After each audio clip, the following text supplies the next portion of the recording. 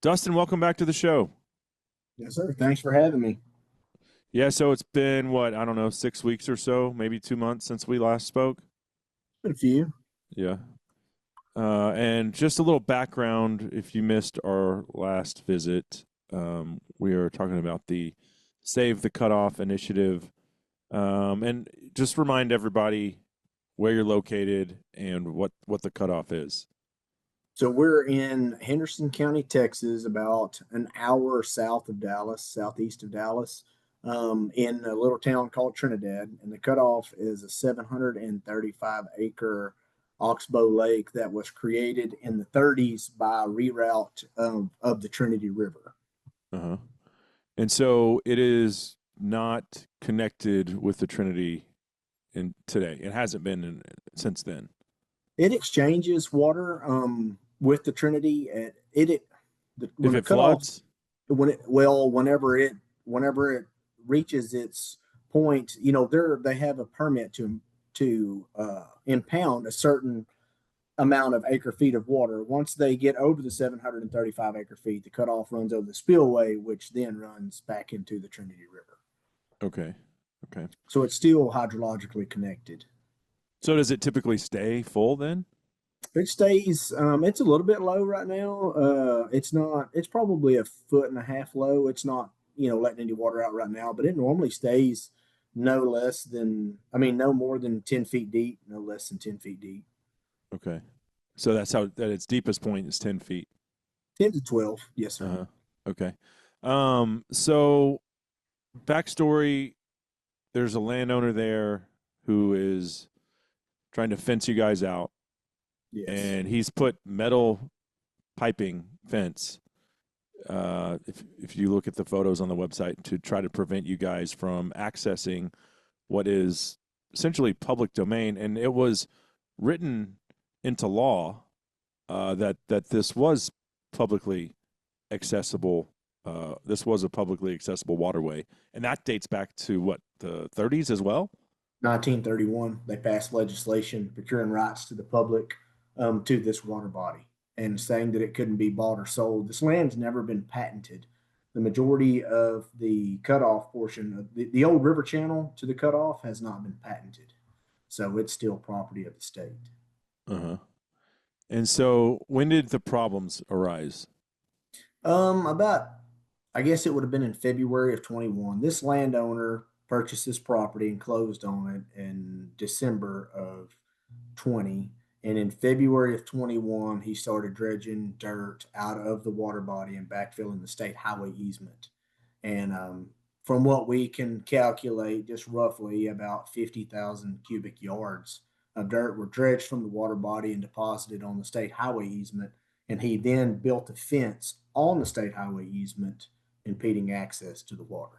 Who owns the easement? It's a TxDot easement that was obtained by Henderson County in the early 50s for access to the water body. So the county owns it. Yes, pretty much. Okay. And so he has taken dirt out of a public domain and used it to block access on a public easement. Yes. Yes. How is that legal? It's not, man. What's crazy is you basically they've turned this into a navigability case, which shouldn't have been even an option. Whenever you purchase a piece of property, they do a title search on this property. Well, the landowner's legal survey to this property shows that that is a navigable stream on his survey. I mean, he agreed with the terms and conditions of that survey when he, signed his name on it. And they've turned this into a navigability issue. So we've been fighting this 3 years in court, and we have had a terrible turn of events in this past week. Mm. Um, Monday, we get notice that TxDOT is going to offer the highway. So that highway is 4.6 miles from the state highway 31 to the dead end at the cutoff. The cutoff is on the end of a dead end FM easement. Uh-huh. Well, this landowner, he purchased about 7,000 acres. So he is an abutting landowner to this FM easement for probably 2.5 miles. He owns the land on either side of the FM easement. he sent an email to TxDot in 21, his attorney did, saying that, this ranch and the other ranch that uses this easement to access are the only people that have need for use of this roadway, because the water body's not public and it's not accessible to the public. And we've been accessing it. I mean, Bud and I went fishing down there Saturday and Sunday of this past weekend. Yeah, So, you sent me photos of a stringer of crappie oh yeah, and yeah, 50, some blue cats. some big catfish. The kids had a blast. But long story short, we have been fighting this in court for the navigability issue, and we anticipated a ruling of non-navigable from this district court judge, just because water law can be pretty complex, and when you get into district courts, most of those guys, they do uh, child custody and divorces and things like that, and so that may not be their wheelhouse of expertise. Mm-hmm. And anyways, we got a ruling yesterday. Yeah, you sent it to me. I read it, Yeah. and it went the So way that you thought it would. yes, Monday we get notice that TxDOT has intentions of abandoning this right of way. Um, that if they're going to offer it back to our Henderson County Commissioners Court, since they were the ones that obtained it, and if Henderson County Commissioners Court refuses to take the easement back, then it will be abandoned to the landowner. And this will essentially landlock the cutoff. So the litigation for navigability and all of the other things that we've had going with uh, the environmental stuff, all of that would be essentially moot, because there would be no need for access. I mean, there would be no need for a navigability case if you can't access it. Mm-hmm. So we get this notice Monday. So we start running this rabbit Monday, trying to get everybody together to go to the commissioner's court and this and that. And mind you, we have been waiting on a ruling from this district court judge for, man, I'm going to say 12, 13 months. I mean, we've been fighting this navigability case for 12, 13 months. Mm-hmm. Just coincidentally, yesterday, we get a ruling that the water body is not still navigable. He acknowledges that it was once navigable, but it's not still navigable due to man-made alterations that have been in place for more than 10 years. And, to me, that basically is the same thing as saying that almost every public lake in the state of Texas, or any state, that was created by damming of a navigable stream such as Cedar Creek Lake, those man-made alterations have been in place since the 50s. So is the lake no longer navigable because of a man-made alteration? Because they're cut from their original water source. They don't exchange Mm-hmm. water with Cedar Creek anymore. Mm-hmm. But long story short, this will go to appeals. I mean, it'll probably be filed pretty much immediately, and we'll take it to the 5th district. We pretty much anticipated getting this type of ruling from the get go. It just came at a little worse time than we needed it to. Mm-hmm. Mm-hmm. So, how much do you guys have racked up in legal fees so far, and who's paying for that? We are currently paying for it. We raise as much money as we can. We do still have a little bit of outstanding legal fees, but we've racked up close to 700,000 over the past 3 years in legal fees. And you guys do fundraisers? Yes, we have the BHA has helped a bunch. They have the Texas chapter has a link to a story map on their page, and there's a place to donate there. The BHA has been. I remember us, this because I despise BHA yes, National. I remember. But the Texas chapter, and I believe that state and local chapters of BHA can still do wonderful things. It's more of their national direction and the politics that they align with. I'm like, I have no use for that. Yes, but I am very happy to hear that they are continuing to support you guys here, because this is a scam, dude. This was written into law back in the 30s that this belonged to Henderson County, and any resident. Yeah, you don't even have to be a resident of Henderson County. I could drive up there from Dallas, put my kayak over this a-hole's fence, and go fishing if I wanted to. Absolutely. Well, at this point, with the court order as of yesterday, we can no longer legally access it. I believe that we can. Excuse me. I believe that we could fish it from the road. Uh-huh. We could fish from the bank, but we cannot. We don't have the right to access by boat anymore Because you can't cross the fence, or what? Well, because the court ruling yesterday rules that the public has no right of enjoyment within the waters of the Crestland Lake. So legally, at this point, I'm not sure how that works with that ruling standing, if we can't access it or if it goes to appeals, if it's an official ruling. But I would just say play it safe for the moment, and we'll just refrain from accessing until we get, further Well, legal aren't there advice from our some attorney. good old rowdy boys in Henderson County that are like, no, screw that. We're going to go fishing. This is our lake. Man, oh yeah, man. We actually I'd like to went see them fishing. come out. I'd like to see one of your LEOs come out who probably is on your side of this issue and try to arrest someone for trespassing. It's crazy. This whole deal has been crazy. It has been a ride. I don't understand a lot of the political stuff behind it, but at some point, this will get to a point. This will get elevated to a height to where political corruption won't be able to factor in. I mean, whether it be the U.S. Supreme Court or wherever it is, we will get a ruling according to law versus a ruling according to how much money this landowner has. Yeah, so that's the corruption side of the equation, right? Yes. So whose pocket is he in?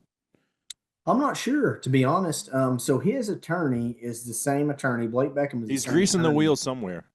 Oh, absolutely. Maybe all the way to the governor's office. At first, it started with our local senator out of Jacksonville, Senator Nichols. Well, Nichols is retiring this year, but Nichols is also head of transportation within the Senate, and so he's over the TxDot committee, and he would have been the person probably to have gotten the ball rolling on this easement abandonment and holding TxDot. TxDot issued him letters to remove this fence 3 years ago, threatening Attorney General, threatening the Attorney General to have it removed, or using the Attorney General to have it removed. So why did they So never get Ken Paxton involved then? I believe Paxton has been involved, but not in our favor.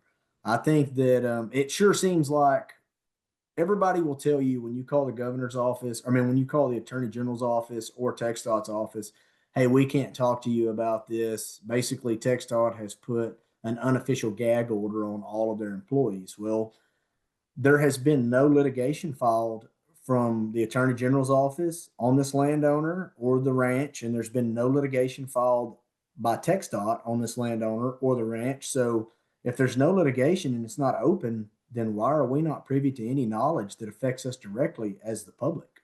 Mm-hmm. You know, Mm-hmm. So do you think there are some guys that are still going to go fishing?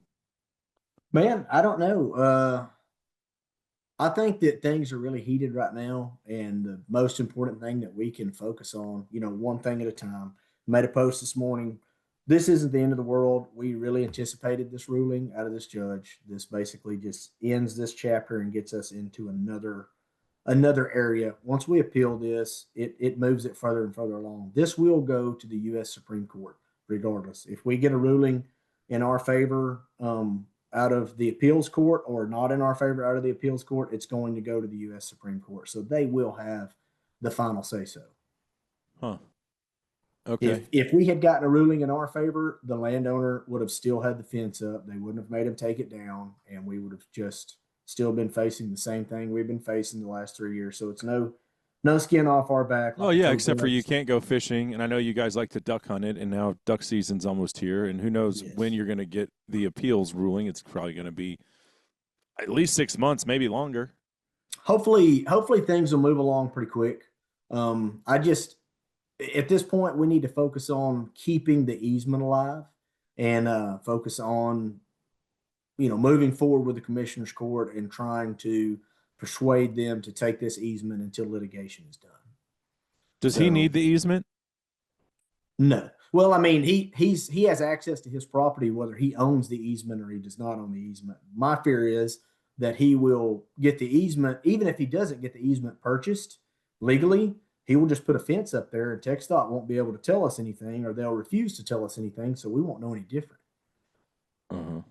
That's how things have worked from the get go. I mean, if I had gone out on my FM road that I live on and built a fence not even across the highway, but encroached on their easement within 10 or 15 foot. Hell, out here, you can't even put a mailbox up that has a metal pole. They'll come take it down, you know? Mm-hmm. Mm-hmm. So it's just, it's all about money at this point. But yet he puts up a metal piping fence and nobody does anything about it. Absolutely. And I've asked TxDot several times, how are you guys able to absorb, personal injury or liability for damaged property down there by allowing that fence to be up? Mm-hmm. Mm-hmm. We went, me and my son and his best friend went down Sunday. We get there Sunday morning. There's a landowner and the sheriff's department, and someone had cut the fence. I guess they did it Saturday night. I'm not sure. But we pull up, exchange pleasantries, carried our stuff through the hole in the fence, and put our motor on the boat and took off. And, I wonder if maybe that might be why the judge went ahead and made the ruling. He sees things are starting to get elevated and people are pushing the limits and, things like that. But TxDOT filed this under an abandonment clause within their easement. So, in my eyes, TxDOT took possession of that fence once they issued the letter of notice of abandonment, basically as if you had turned over a load of something on their easement. He abandoned those materials on their easement 3 years ago. So that material, fence material, belongs to TxDOT. Hmm. Yeah. Well, and even if they would have caught whoever did the fence cutting, could they have prosecuted him? Could the landowner have prosecuted him? Maybe. You're cutting something that's not on that's keeping you out of accessing your lake. Well, up until Monday, right? Your lake until yesterday. Yeah.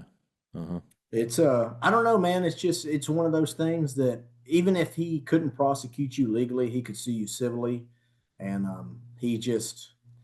everybody's just kind of avoiding that and trying to play by the rules and trying to let these courts make these decisions. Y'all are playing by the rules. He's not. Yeah, absolutely. I don't know, man. I mean, I might be the first one if I see that thing's loaded up with ducks. I might be the first one hopping the fence. No, man, I can tell you, they will be there for sure. They will be there. I know last time we were talking about coming down and going duck hunting.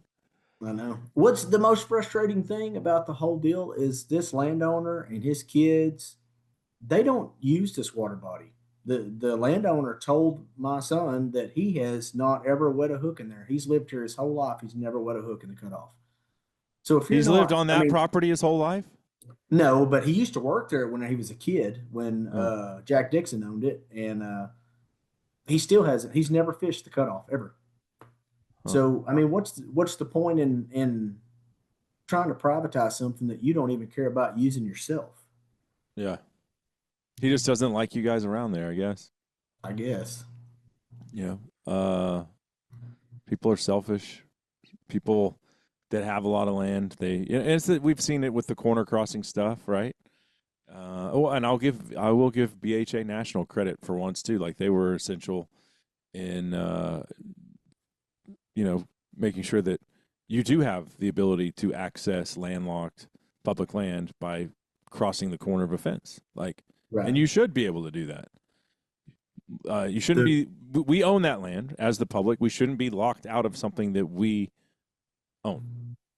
No. And we do own it. Well, my concern is moving forward is that this really hasn't gotten the attention that it deserves. I know that this is a small land grab, a small scam here in a very small town in Henderson County, Texas, but this is a precedent-setting land grab. This will go to every town in every place in the state of Texas for every landowner that has a little bit of money to lobby some sort of politician to step in. And this could be your backyard, in a few months, Yeah.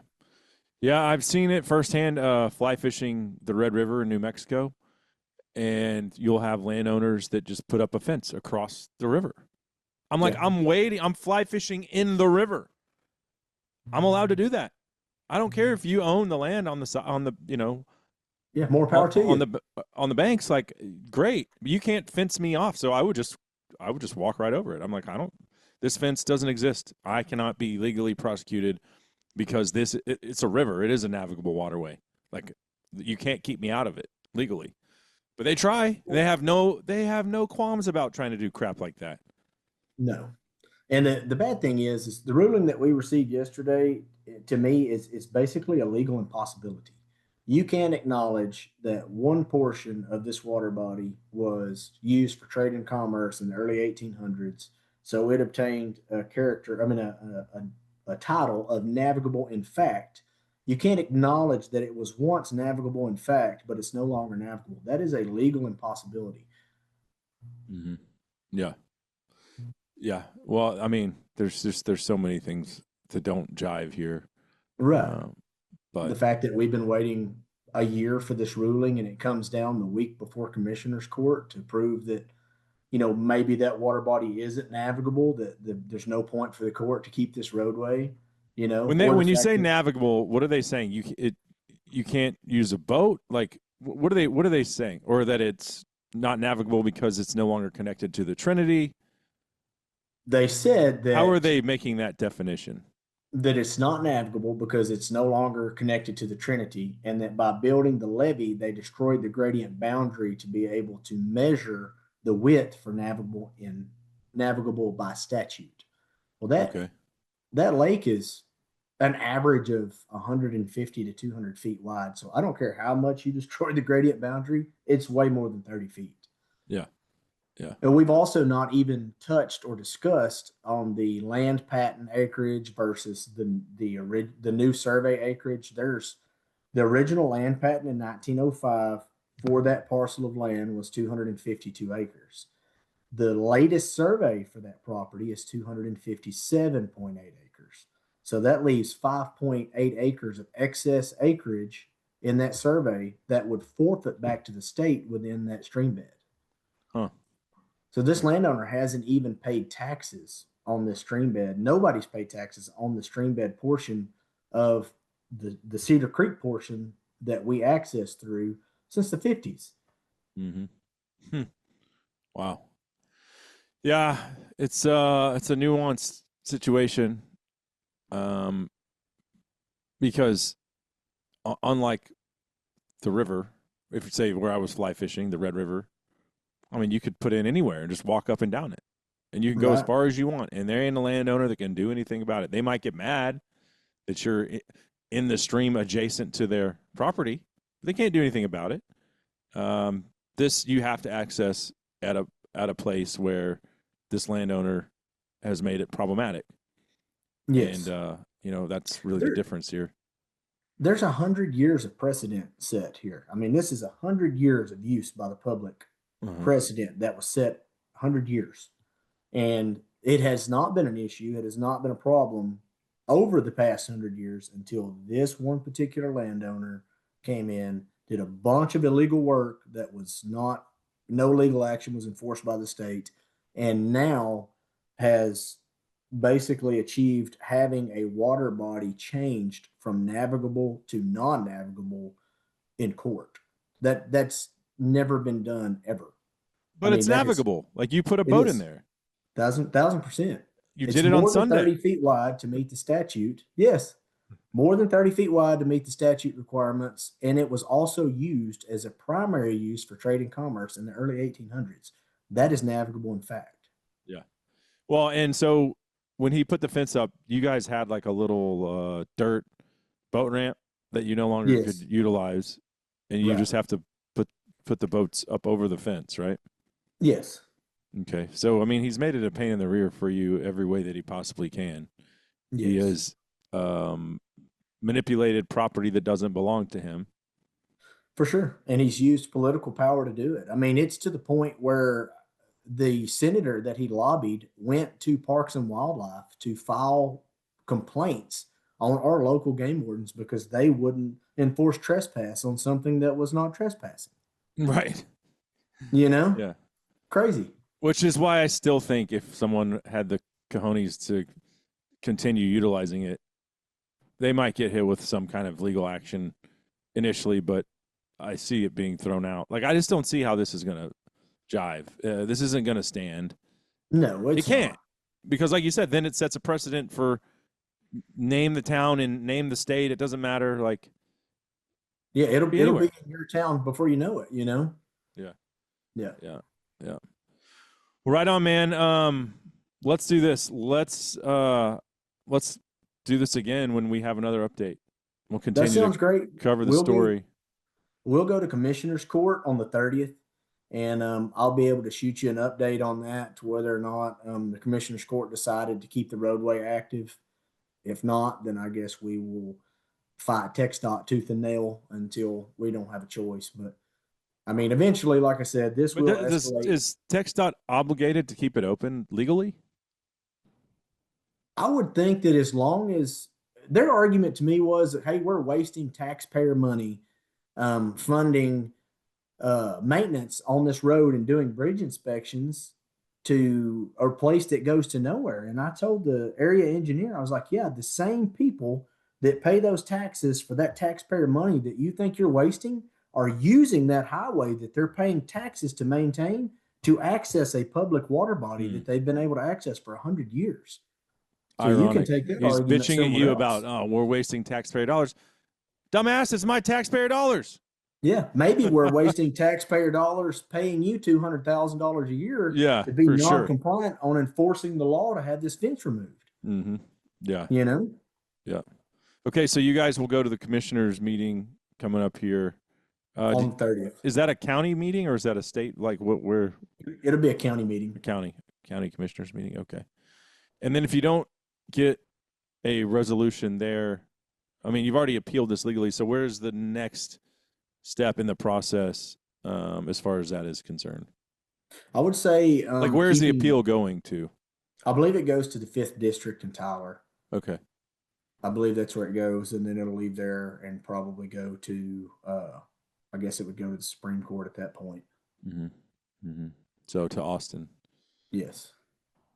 I don't know how, certainly this would set a precedent for Texas, but I'm sure other states. I mean, landowners see this stuff, especially if we get this in front of more eyeballs, and they'll be like, oh, well, look what that guy was able to get away with in Texas. Let me try it in New Mexico or Colorado or wherever. I mean, it will embolden the landowner for sure.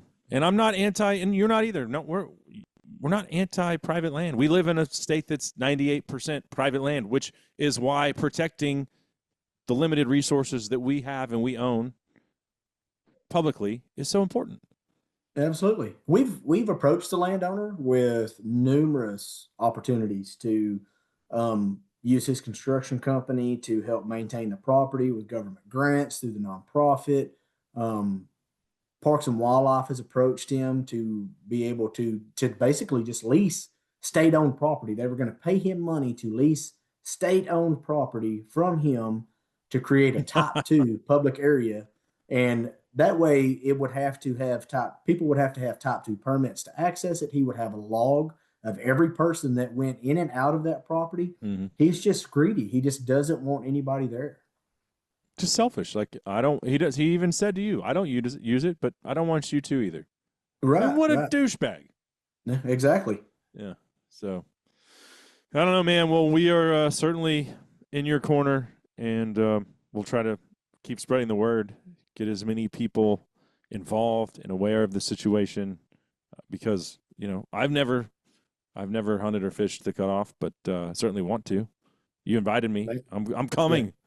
I'm coming. Let's do it, man. I'm telling you, it was bad to the bone this weekend. That's one of the reasons why, like, watching my kids wrestle those 50 and 60 pound catfish into the boat, as young teenagers, like that, it was worth it. It's priceless. That's stuff that they'll remember from now on. And I just cannot imagine a grown man wanting to buy something and then strip those memories from every young child or father son or father daughter or whatever the case may be. Why would you want to buy something that is so great and take it away from everybody? Yeah. I mean, it's crazy to me. Mm-hmm. Mm-hmm. It absolutely is, man. Doesn't make sense why people do selfish things like that, but we'll keep fighting the good fight, man, and let me know when you have another update. Okay, I sure will, man. I sure appreciate it. All right, Dustin. Take care, buddy. Yes, sir. You too. Have a good day.